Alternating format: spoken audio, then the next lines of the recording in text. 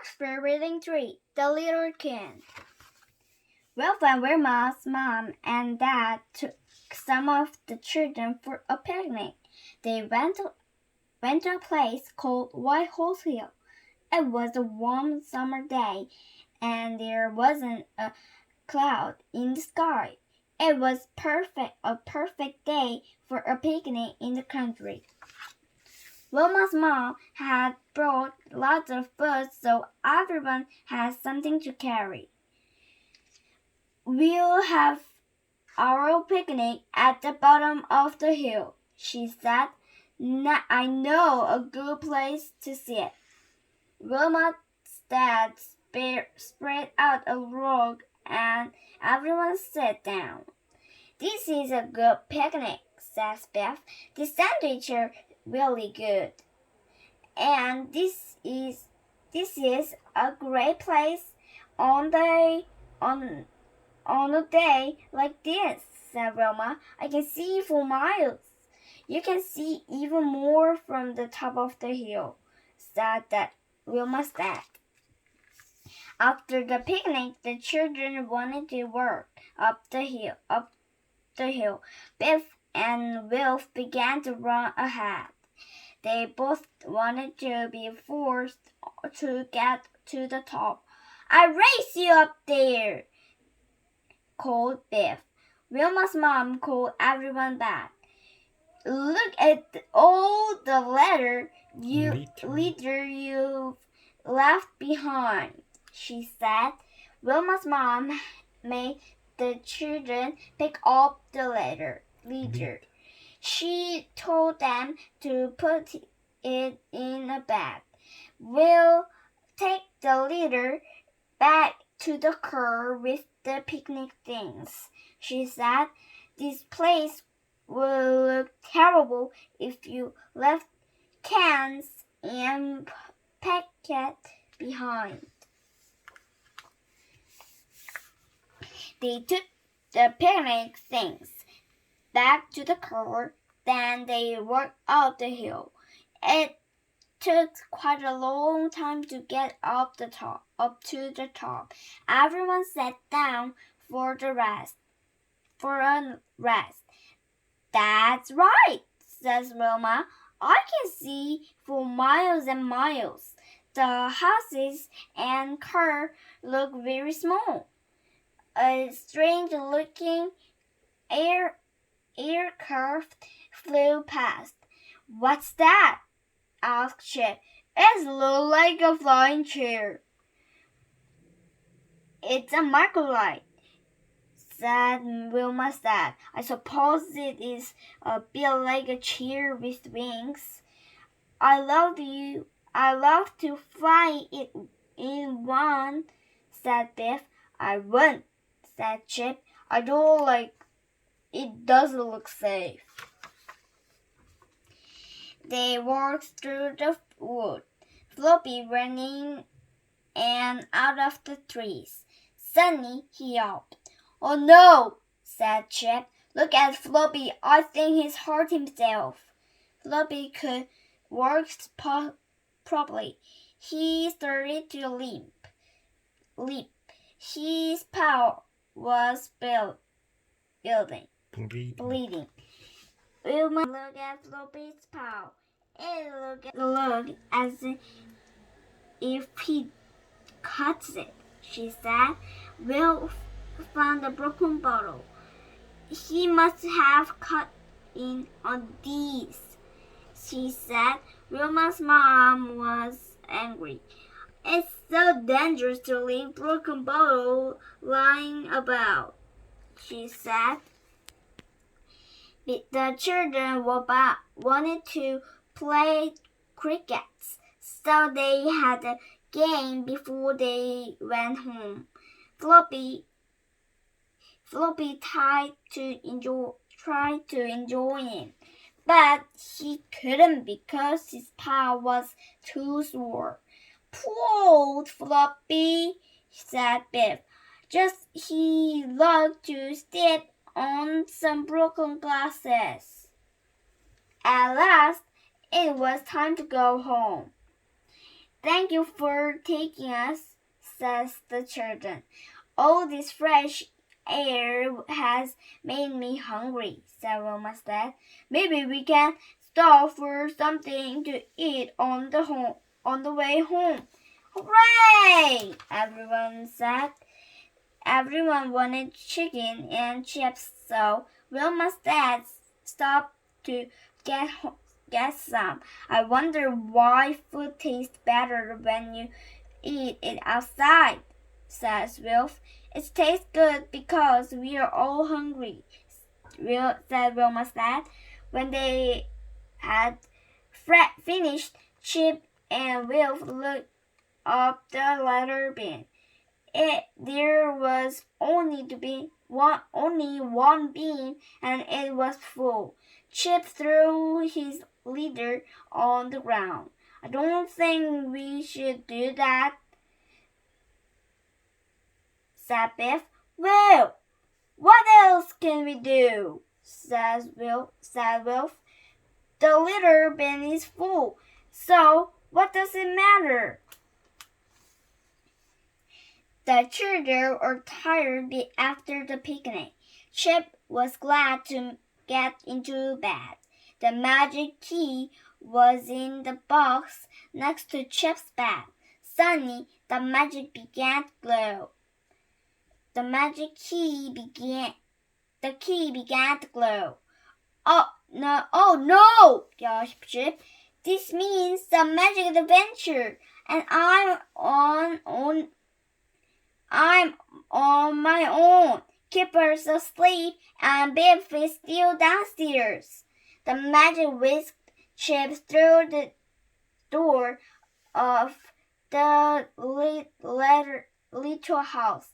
He felt himself spinning round and round. Ding.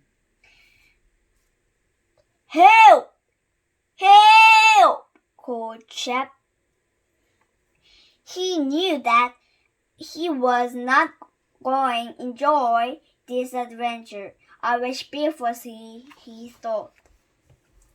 The magic took Chip to the Little Queen's place. It was a horrible place. There was a litter and junk everywhere. The Little Queen was sitting on the throne. She had two giant rats by her side. I knew this was going to be a bad adventure, thought Chip. Welcome to my kingdom, says the Little Queen. You can start work right away. Start work, gasped Chip. What do you mean? Your job is to help me spread litter and junk everywhere. There are still plenty of pretty places to spoil. The Little Queen took Chip to the litter control center. There were piles of litter and junk everywhere. It looks horrid, said Chip, and it smells. Horrid? Horrid? Stamped the Little Queen. She stamped her foot crossly.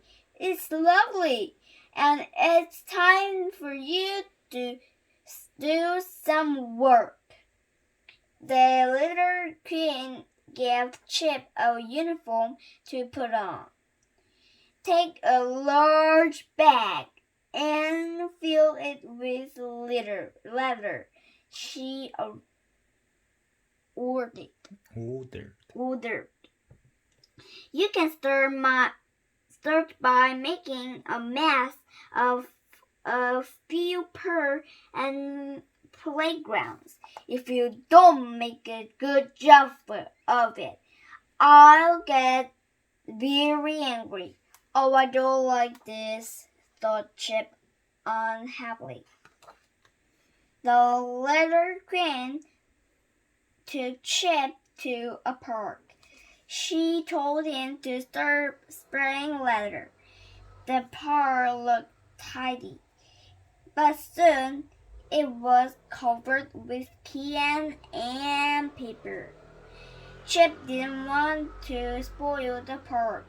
It looked good before we came, he thought, but now it's looked horrid.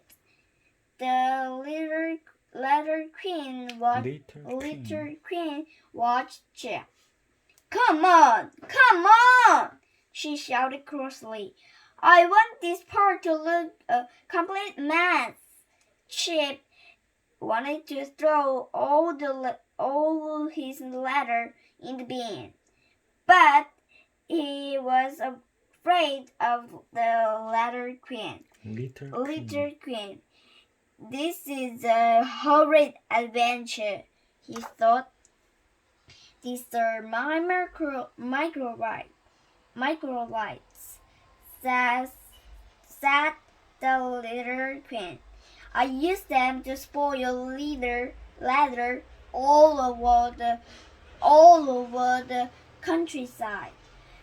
You will fly in this microlight, she said. I don't want to, said Chip. I don't want to throw leather all over the countryside. How dare you! Screamed the little queen. Do as you're told. If you don't, I will lock you up with my giant rat. Chip was so frightened of the little queen that he climbed onto the microlight. I wish this adventure was over, he thought.